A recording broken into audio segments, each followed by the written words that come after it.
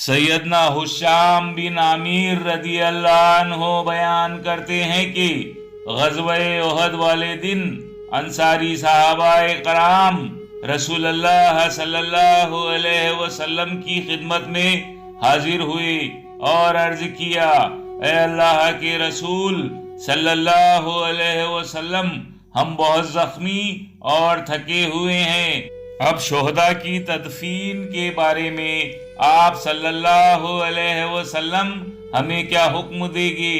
تو آپ صلی اللہ علیہ وسلم نے فرمایا، قبریں کھودو اور ان کو وسیع اور گہرا کرو، دو دو اور تین تین شہداء ایک ایک قبر میں دفنا دو۔ انہوں نے کہا، ہم ان میں سے کس کو مقدم کر کے رکھے؟ تو آپ صلی اللہ علیہ وسلم نے فرمایا، جسے زیادہ قرآن مجید یاد ہو۔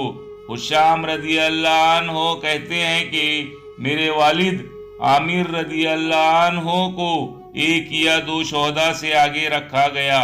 مسند احمد 3253۔